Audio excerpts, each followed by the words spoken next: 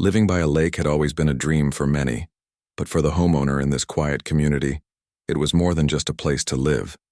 It was a sanctuary. The sound of the gentle waves lapping at the shore, the rustle of the leaves in the trees, and the peace that came with the quiet surroundings were all things that brought comfort. But over the years, something had changed.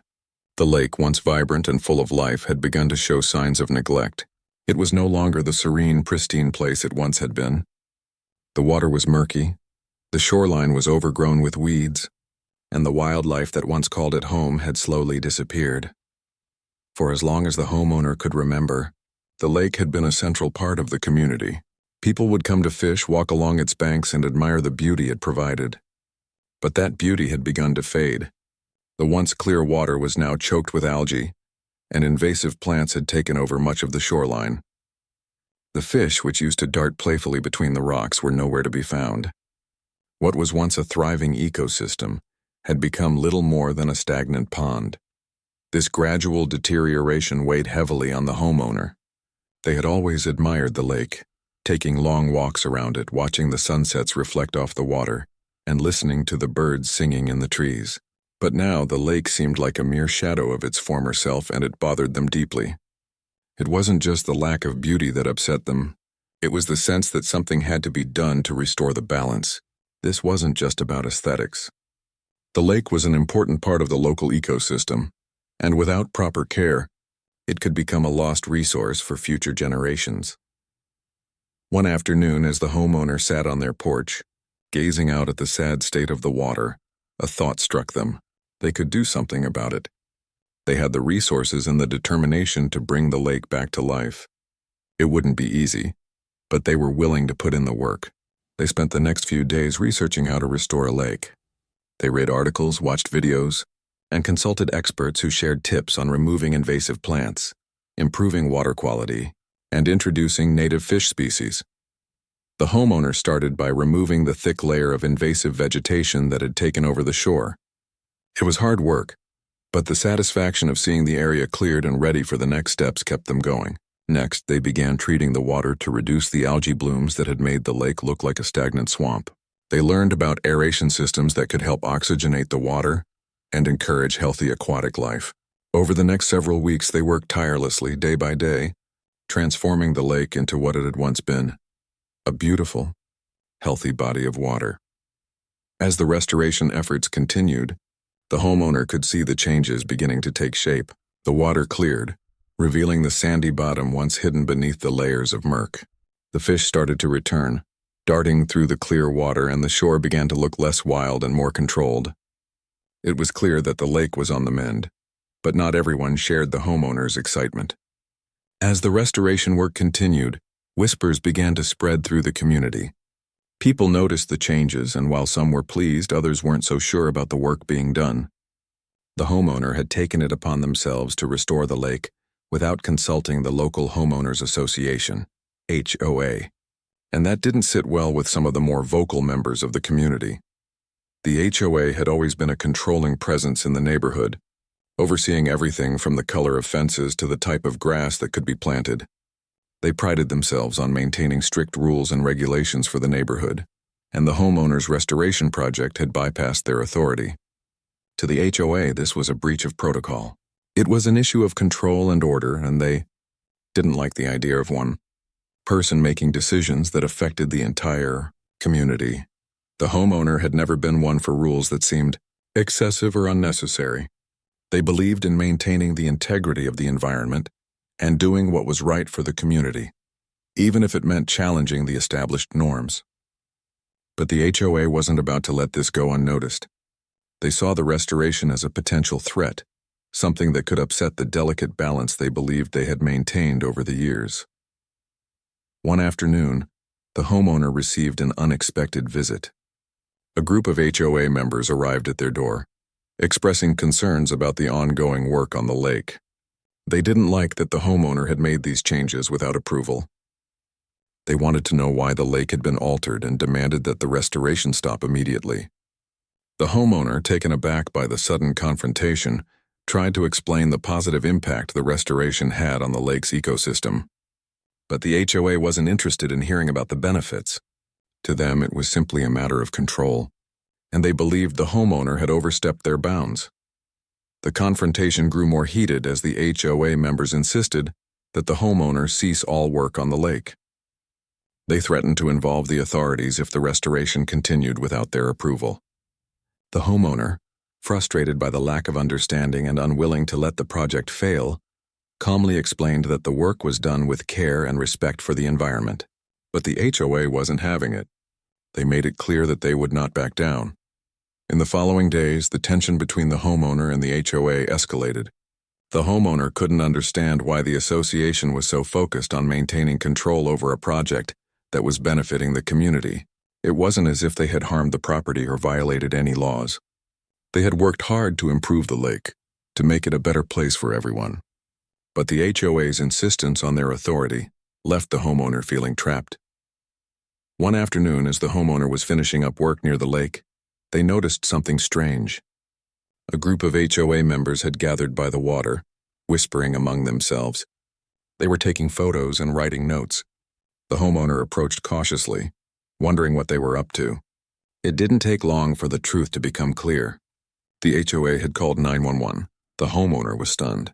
They couldn't believe the association had gone this far. They had never imagined that their simple act of restoring a beloved lake would lead to this kind of reaction. The HOA had called emergency services, claiming that the homeowner's work had caused a hazard, though no one could explain exactly what that hazard was.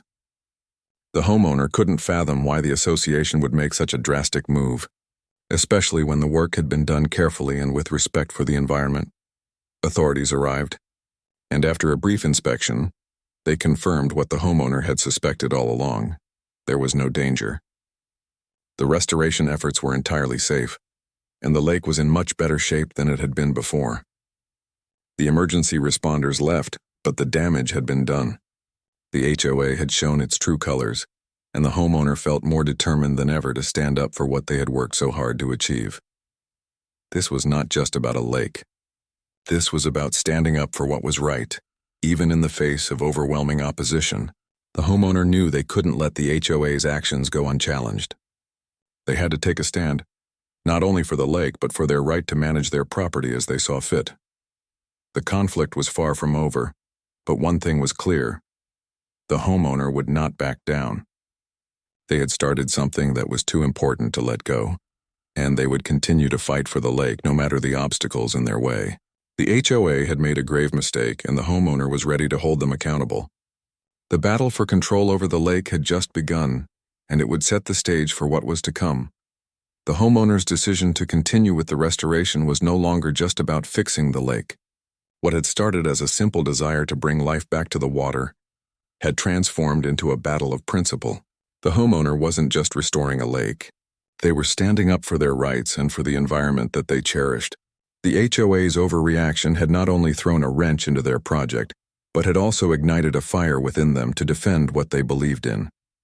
As the days passed, the homeowner tried to continue the work in peace, but the pressure from the HOA was constant. They kept sending letters demanding the restoration be halted and threatening further legal action. Every letter felt like a personal attack, as if their passion for restoring the lake was somehow wrong or illegal. The homeowner knew they couldn't just let the HOA dictate what they could or couldn't do with their property. They had done everything by the book. The restoration was environmentally friendly, had followed all local guidelines, and, most importantly, had improved the lake for the whole community. The homeowner spent countless hours researching HOA regulations, property rights, and local laws to ensure they weren't overstepping their boundaries. It became clear that the HOA's claim to control the lake wasn't as solid as they made it seem. The homeowner had every right to manage the lake on their property. The water was part of the community's shared space, but it was situated on private land, and the homeowner had the right to make changes to it as long as they didn't break any laws. Armed with this knowledge, they felt more confident in standing up to the HOA's demands. But the situation wasn't as simple as just knowing they were right. The HOA wasn't just a group of people to argue with. They had power. The HOA governed many aspects of the community, including maintenance of shared spaces and, to a degree, the use of the waterfront. Their influence stretched far beyond the borders of the homeowner's property, and they had the support of several residents who shared their views. Some neighbors feared the restoration would alter the natural landscape too much. Others worried that the homeowner's actions might affect property values. The HOA, seeing an opportunity to flex their authority, had become even more aggressive in their efforts to shut down the restoration. The homeowners' frustration mounted with every passing day. They wanted to restore the lake, yes, but they also wanted the community to understand why it was important. They had seen firsthand how the lake had started to come back to life, how the fish had returned, and how the water had cleared. The air was fresher. The plants along the shore were thriving again, and even the birds seemed to be happier. This wasn't just a personal victory. It was a win for the whole community, if only they could see it. One afternoon, the homeowner sat down to write a letter to the HOA, hoping to finally get through to them. They wrote about the benefits of the restoration, about how the project had improved the lake and the surrounding ecosystem, and how they had worked hard to ensure that nothing was done that could harm the environment. The letter was polite but firm. They explained that they had no intention of upsetting the HOA's authority, but they would continue with the work because it was the right thing to do. At the same time, the homeowner knew the situation was far from over. The HOA was not going to back down easily, and they were increasingly determined to assert their power over the lake. That's when the homeowner decided it was time to take the next step. If the HOA was going to fight them on this, they would fight back. But they didn't want to do it in a way that would destroy relationships within the community. They had always prided themselves on being a good neighbor, someone who respected the opinions of others and valued peaceful coexistence. However, this was bigger than just a few angry neighbors. This was about standing up for their rights, for the environment, and for the future of the community. The homeowner contacted a lawyer, hoping for some clarity on the legal situation. The lawyer explained that the homeowner was in the right. They had the legal right to restore the lake as long as it didn't break any laws. The HOA's interference was a clear overreach of their authority. The lawyer suggested that the homeowner document everything, all the communications with the HOA, all the work done on the lake, and the positive effects the restoration had had on the environment. With all the evidence in hand, the lawyer could help them fight the HOA in court if necessary. For the first time in weeks, the homeowner felt a sense of relief. They weren't alone in this fight.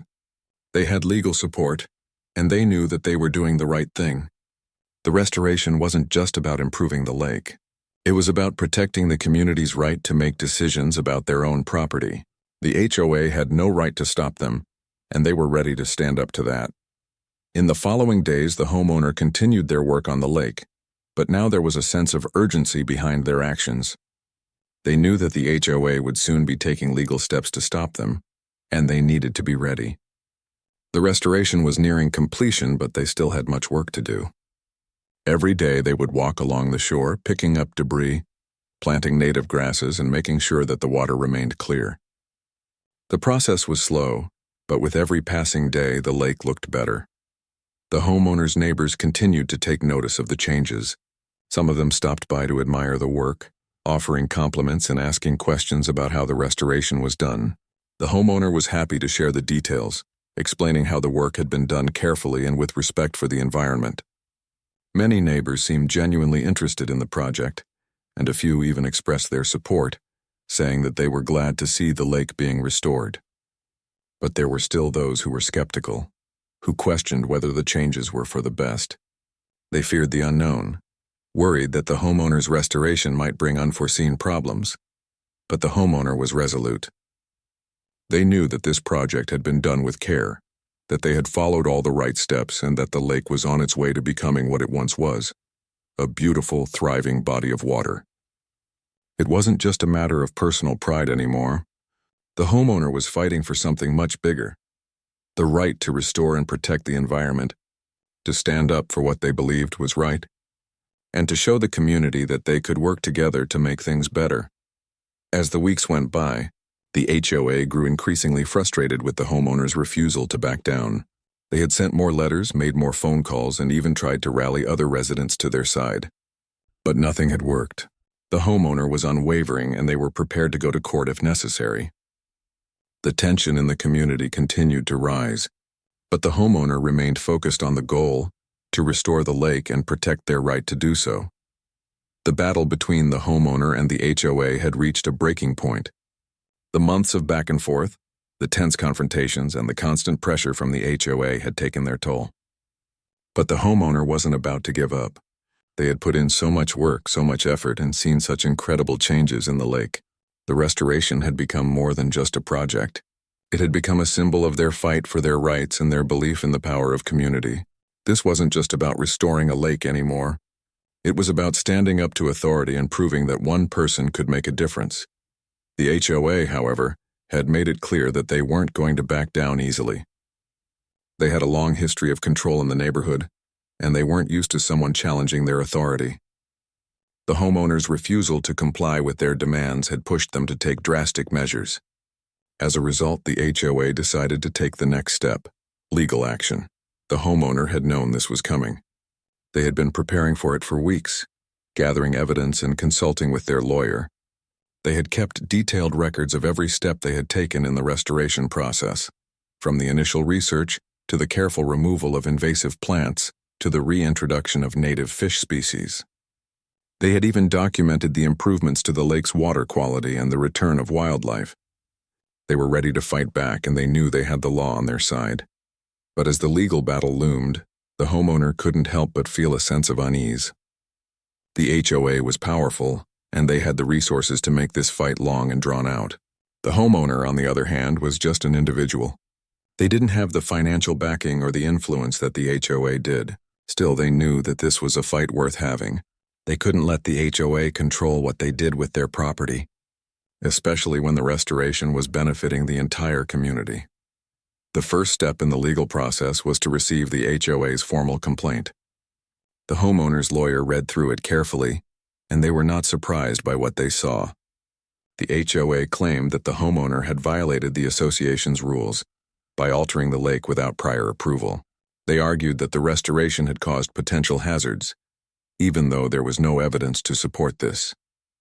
The HOA also claimed that the homeowner's actions had affected property values and disrupted the community's harmony. The complaint seemed to be based more on the HOA's desire for control than on any legitimate concerns. The homeowner's lawyer, however, was confident that they had a strong case. They pointed out that the lake was on private property, and the homeowner had every right to restore it.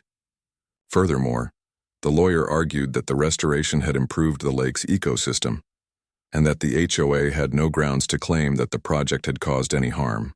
It was clear that the HOA's claims were more about protecting their authority than about addressing any real concerns. As the days went by, the homeowner's anxiety grew. The legal process was slow, and they knew that it would be a long time before they would see any resolution. But they also knew that they couldn't back down now. They had come too far, and they had a community to protect. The thought of seeing the lake return to its former state of neglect was unacceptable. They couldn't let the HOA win this battle. During this time, the homeowner began to notice a shift in the community. Some of their neighbors, who had been initially supportive of the restoration, were beginning to pull away. They didn't want to get involved in the legal dispute, and they were worried about the consequences of taking sides. Others, who had been skeptical of the project from the beginning, were now openly criticizing the homeowner's actions. They argued that the restoration had disrupted the natural balance of the lake, and some even went so far as to say that the homeowner's efforts had ruined the beauty of the area. This shift in the community's attitude was hard to ignore. The homeowner had always prided themselves on being a good neighbor, and they had never intended to cause division. But now, as the legal battle dragged on, it felt like they were becoming more isolated. The HOA had successfully created doubt in the minds of many, and the homeowner found themselves in the position of defending not just their project, but their character as well. The tension reached a breaking point one evening when the homeowner received a call from their lawyer. The HOA had filed for a temporary restraining order to stop the restoration work. The homeowner was taken aback. The work was almost done, and the lake was thriving. There was no reason for the HOA to halt the project now. The lawyer explained that the HOA was using this move to buy time, to slow the process down, and gain leverage in the legal proceedings. The homeowner was furious. They had put so much into this project, and now the HOA was trying to halt it at the last minute. But the homeowner wasn't one to back down.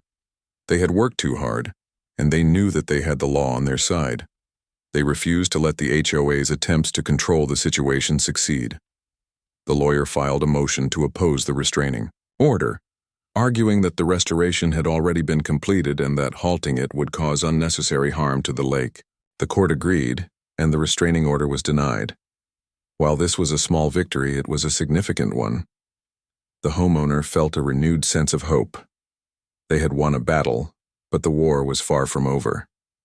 They still had a long road ahead of them, but they were more determined than ever to see this through to the end. The lake had become a symbol of their fight, a fight for the right to make their own decisions, a fight for the environment, and a fight for the future of the community. In the days that followed, the HOA's attempts to derail the restoration continued. They sent more letters, made more threats, and tried to rally support among the residents. But the homeowner stood firm. They knew that the lake was better than it had been in years, and they were willing to fight for it, no matter what it took. As the legal proceedings continued, the homeowner began to realize something important. This fight wasn't just about winning in court. It was about proving that one person could make a difference, that one individual's actions could change the course of a community's future. The restoration of the lake had started as a small project, but it had grown into something much bigger. It had become a movement that challenged the status quo and stood up for what was right. The homeowners' resolve had never been stronger. They knew that the road ahead would be difficult, but they were ready to face whatever came their way. They had come too far, fought too hard, and seen too much progress to turn back now. The battle for the lake was far from over, but the homeowner was prepared to see it through to the end, no matter what it took. Days turned into weeks, and the legal battle showed no signs of slowing down. The homeowner's determination remained unwavering, but as the case dragged on, the emotional toll was becoming harder to ignore. Every letter from the HOA felt like another punch. Every legal document served another reminder of how much was at stake. The community, once a peaceful place, now seemed divided, with some neighbors rallying behind the homeowner while others sided with the HOA. It was as if the quiet, tranquil life that once defined the neighborhood had been replaced by tension and uncertainty. Despite all the obstacles, the homeowner never lost sight of why they were doing this. The lake had always been a symbol of beauty and peace, a place where they could find solace, and now it was being restored. What had started as a small project to improve their corner of the world had grown into a personal fight for ownership and respect. The homeowner had no intention of allowing the HOA, or anyone else for that matter, to dictate what they could or couldn't do with the property they had worked so hard to preserve. Meanwhile, the legal proceedings continued. The HOA had dug in its heels, using every legal tactic at their disposal to stop the restoration. The homeowner's lawyer, however, remained confident. The case was straightforward. The homeowner had the right to manage their own property, and the restoration was beneficial to the environment. Still, there were moments when the homeowner questioned whether this was the right path. The community that had once been supportive was now torn, and the isolation felt heavier with each passing day. In a small town, where everyone knew everyone else, things were different now. The homeowner had grown accustomed to the familiar faces of neighbors, to the friendly waves from across the street. But now those same neighbors looked at them with uncertainty. Some avoided eye contact, while others whispered behind closed doors. It was hard to escape the feeling that their fight had turned them into an outsider in their own community. But the homeowner refused to let the mounting pressure affect their resolve. They were fighting not just for the lake, but for a principle that ran much deeper: the right to make decisions about their own property and their own future. This wasn't just about a body of water. It was about autonomy, about standing up to a system that seemed more concerned with control than with the well-being of the community. One evening, after yet another long day spent preparing documents and reviewing legal strategies, the homeowner decided to take a walk by the lake. It had been a while since they had allowed themselves to just sit and reflect. The sun was setting, casting a warm golden light across the water. The lake, now clearer than it had been in years, shimmered with the promise of new life. The once murky waters had transformed into a vibrant ecosystem, teeming with fish and plant life. The shoreline, carefully restored, was lined with native grasses, and the sound of birds filled the air. For a moment, the homeowner allowed themselves to take it all in. The lake was beautiful again.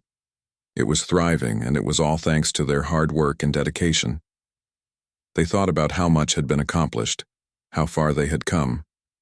The restoration was not just a success in terms of the lake's health, but also in terms of the lessons learned.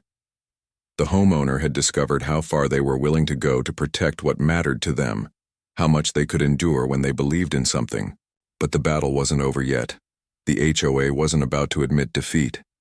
They had already started to ramp up their efforts, reaching out to other residents to build support for their cause.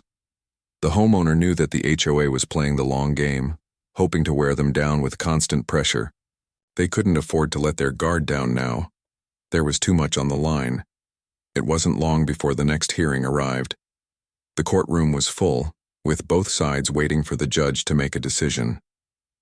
The homeowner felt the familiar, not in their stomach, but they also felt a quiet sense of confidence. They had done everything by the book. They had restored the lake responsibly, following all the necessary steps to ensure that the work was safe and beneficial. Their lawyer had done an excellent job presenting their case, and the evidence was clear. There was no reason for the judge to side with the HOA. The judge listened carefully as both sides presented their arguments. The HOA's lawyer, a seasoned litigator, tried to paint the homeowner as someone who had acted recklessly, who had ignored the rules and caused unnecessary disruptions. They argued that the restoration was damaging the neighborhood and that the homeowner's refusal to follow HOA guidelines had led to discord in the community. It was a typical move, trying to discredit the homeowner and cast doubt on their intentions. But the homeowner's lawyer countered with a compelling argument. They focused on the benefits of the restoration, the improvement to the lake's health, and the positive impact it had on the local environment. They pointed out that the homeowner had acted in good faith, that the restoration had been done with care and respect for the surrounding ecosystem, and that it had been a personal project that had not harmed anyone. The lawyer emphasized the homeowner's right to manage their own property, free from unnecessary interference. As the hearing went on, the tension in the room grew. The HOA had presented their case, but the homeowner's side was strong. The lawyer's arguments were clear, supported by evidence and backed by a deep understanding of the law. The homeowner had nothing to hide. They had done what they believed was right, and they were willing to stand by their actions. When the judge finally gave their ruling, the homeowner held their breath. The moment felt like it would stretch on forever. And then the judge spoke. The court ruled in favor of the homeowner. It was a victory, not just for the homeowner, but for anyone who believed in standing up for what was right. The judge made it clear that the homeowner had the right to restore the lake, and that the HOA had overstepped its bounds. The judge also ruled that the HOA must reimburse the homeowner for legal costs, a statement that sent a clear message that their actions had been unwarranted.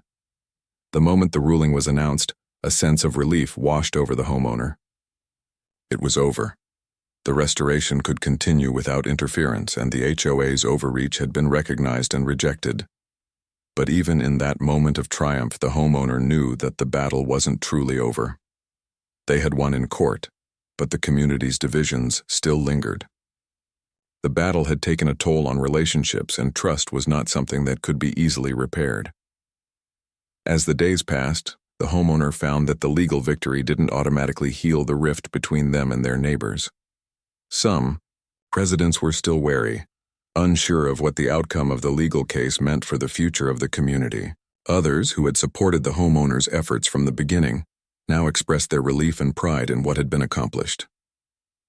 But there was also a lingering sense of unease.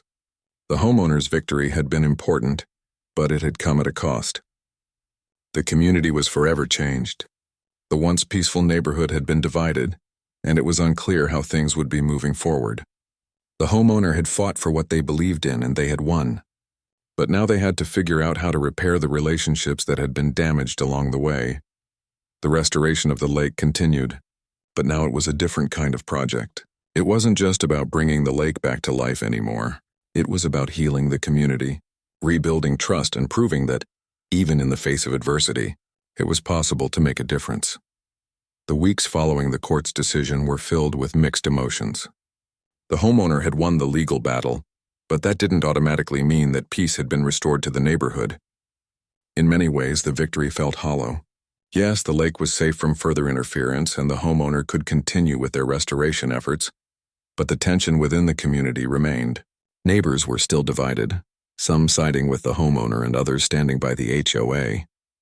There were still those who whispered in corners, unsure of what the future held, and those who felt the entire situation had gone too far. But amidst all the uncertainty, the homeowner refused to give up on their vision for the lake. They knew that the true restoration wouldn't just happen on the water. It would need to happen in the hearts and minds of the people in the community as well. They had fought hard for this, not just for their own sake, but for everyone who cared about the lake's future. The homeowner understood that the journey ahead wasn't just about clearing away invasive plants or making the water shine. It was about mending the relationships that had been strained and finding a way to bring the community back together. One of the first things the homeowner did after the court ruling was reach out to their neighbors. They invited anyone who was willing to listen to a community meeting at the lake. It wasn't going to be a rally or a confrontation. It was simply a chance for people to come together, share their thoughts, and rebuild some of the trust that had been lost. The homeowner knew that many of their neighbors had been misled, that the HOA had used fear and misinformation to turn people against them. They hoped that by speaking directly with their neighbors, they could clear up any confusion and restore a sense of unity. The day of the meeting arrived, and the homeowner walked down to the lake, feeling a mixture of hope and nervousness. The restoration was in full swing now. The lake sparkled in the late afternoon light, the fish swimming contentedly in the clear water, and the grasses along the shore were lush and green. It was everything they had worked for, and yet, in the back of their mind, they knew that some people still resented the changes. They wondered if those people would show up, and if they did, whether they would be open to hearing their side of the story. To the homeowner's surprise, several people arrived. A few were longtime supporters, neighbors who had followed the restoration's progress and had always believed in its potential. But there were also a few skeptics in the crowd, those who had questioned the restoration from the start, as well as some who had sided with the HOA during the legal battle. The homeowner greeted each person with a warm smile, trying to put them at ease. Even though they were still dealing with the weight of the past few months, the meeting began with the homeowner explaining why they had undertaken the restoration in the first place. They talked about how the lake had been deteriorating for years, how the water had become murky and lifeless, and how they had decided to do something about it. They shared the research they had done, the careful planning, and the steps they had taken to make sure the restoration was environmentally friendly. The homeowner emphasized that they hadn't intended to upset anyone or go against the HOA's authority, but that they felt a deep responsibility to restore the lake for the community. It was a heartfelt speech, and for the first time in a long while, the homeowner felt as though they were being heard. When they finished, they opened the floor to questions and comments. At first, there was silence. The skeptical neighbors exchanged wary glances, unsure of what to say. But then one of them spoke up. They expressed concerns about the impact the restoration might have on property values, something that had been a major point of contention during the HOA's campaign against the project. The homeowner listened carefully, understanding that this was a real concern for many. They reassured the neighbor that the restoration would ultimately enhance the area, not diminish its value. They explained that studies had shown that well-maintained natural spaces like lakes actually increased property values because they created a pleasant environment for everyone to enjoy. They also pointed out that the lake's restoration was an investment in the future, something that would benefit everyone in the neighborhood for years to come. Another neighbor spoke up, asking whether there would be any further changes to the lake in the future. They were concerned that the homeowner might continue to alter things without consulting the HOA or the community.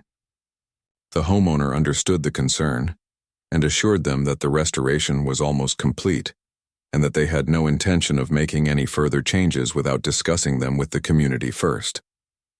They also emphasized that they had learned a lot throughout the process and were committed to being more transparent and communicative moving forward. The conversation continued, with more neighbors offering their thoughts and questions. Some were still unsure about the restoration, but many others began to express their support. Slowly but surely, the atmosphere in the meeting shifted. What had begun as a tense and uncertain gathering began to feel more like a conversation between people who cared about the same thing, the future of the lake and the community. As the meeting came to a close, the homeowner could sense a change. The air felt lighter, less charged with animosity. It was clear that the residents were starting to understand that the homeowner wasn't their enemy. They had acted out of a deep love for the lake and a desire to improve their surroundings. There was still work to be done to rebuild trust, but this meeting felt like a step in the right direction. Over the next few weeks, more neighbors came by to visit the lake, some for the first time in a long while. The homeowner continued to engage with them, answering questions and offering updates on the restoration process. Slowly but surely, the community began to heal.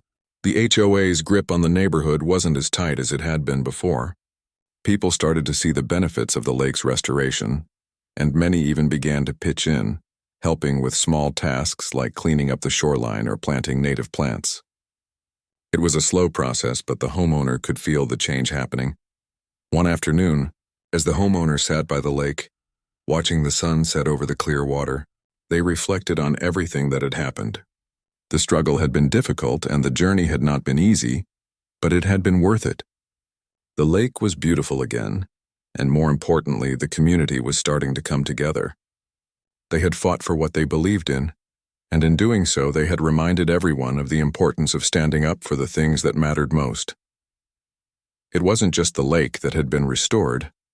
The community, once divided and uncertain, was finding its way back to unity. The homeowner realized that sometimes, in order to bring about real change, there had to be a struggle. There had to be a willingness to challenge the status quo, to fight for what was right, even when the odds seemed insurmountable. As the days passed, the homeowner continued to tend to the lake, but now, they also took the time to nurture the relationships with their neighbors. The battle had been long and difficult, but the victory was sweeter because it wasn't just about the lake. It was about the future of the community, and the homeowner knew that in the end that was the real prize.